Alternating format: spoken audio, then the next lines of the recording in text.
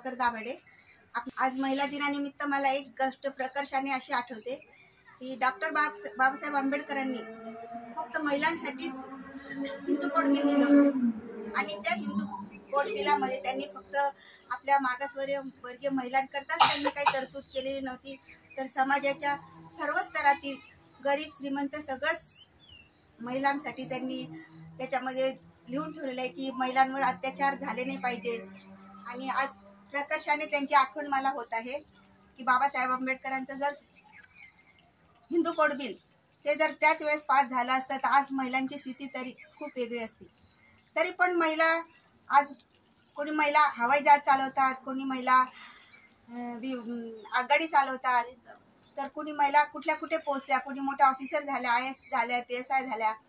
ही सगळे देण डॉक्टर बाबासाहेब आंबेडकरांचीच आहे आणि त्याच्यामुळे मी त्यांचे फार फार अभिवादन करते, त्यांना कोटी कोटी नमन करते।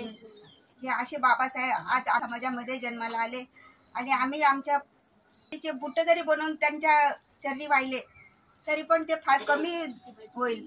म्हणून मी आज महिलांना सगळ्या महिलांना सांगते की तुम्ही सगळ्यांचे सुख भोगा, परंतु महामानवाला कधी विसरू नका, त्याला अभिवादन करायला कधी विसरू नका।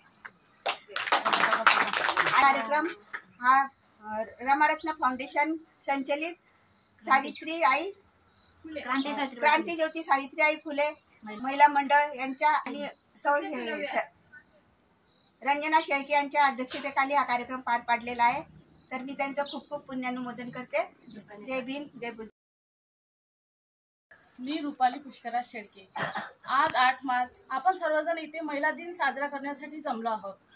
तर सर्वप्रथम मी सर्वांना महिला दिनाच्या हार्दिक शुभेच्छा। महिला दिन या दिनाची खरी सुरुवात तर महिलाच्या एकीमुळेच झाली आहे। न्यूयॉर्कमध्ये कपड्याच्या कारखान्यामध्ये काही महिला काम करत होत्या, तर त्या महिलांना काम जास्त आणि मजुरी कमी असल्यामुळे त्यांनी एकी केली आणि ठराव प्रस्ताव केला अधिकाऱ्याकडे। त्यांनी मग सर्व महिला एकत्रित आल्या आणि म्हणजे 8 मार्च 1908 मध्ये त्यांनी ठराव मांडला आणि 1910 मध्ये तो ठराव मंजूर झाला आणि सर्व म्हणजे अधिकाऱ्यांनी सर्व महिला एकत्र आल्या आणि अधिकाऱ्यांनी त्यांचा ठराव मंजूर करून त्यांना या दिनाला 8 मार्च या दिनाला महिला दिन म्हणून म्हणजे मान्यता मिळाली। तर म्हणून आज सर्व जगभरामध्ये महिला दिन खूप उत्साहात साजरा होत आहे।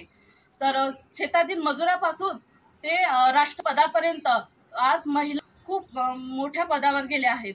तर आपल्या इतिहासामध्ये एक हिरकणी होऊन गेली, जी हिरकणी आई म्हणून गेली, जी बाळाच्या प्रेमापोटी झाशीची राणी होऊन गेली। म्हणून इथे सर्व स्त्रिया अभिमानाने आहेत। पण खरं स्वातंत्र्य झाले नाही, आजही तिच्यावर अन्याय होत आहे। ते करणाऱ्यांनी लक्षात ठेवले पाहिजे की ती कोणाची तरी आहे, बहीण मुलगी आहे।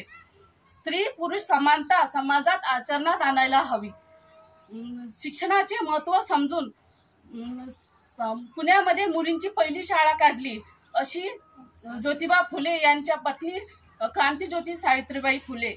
तसेच डॉक्टर बाबासाहेब आंबेडकर यांच्याकडे शिक्षणाची फी भरण्यासाठी पैसे नसायचे, तर रमाबाई आंबेडकर यांनी गवऱ्या थापून पैसे जमा करून डॉक्टर बाबासाहेब आंबेडकर यांची फी भरायची। म्हणजे अशा अनेक उदाहरणं आहेत जे पुरुषांच्या यशामागे स्त्रियांचा वाटा आहे। तर लोग कहते हैं कि नारी का कोई घर नहीं होता, लेकिन ये क्यों नहीं समझते कि नारी के बिना घर नहीं होता। जय भीम।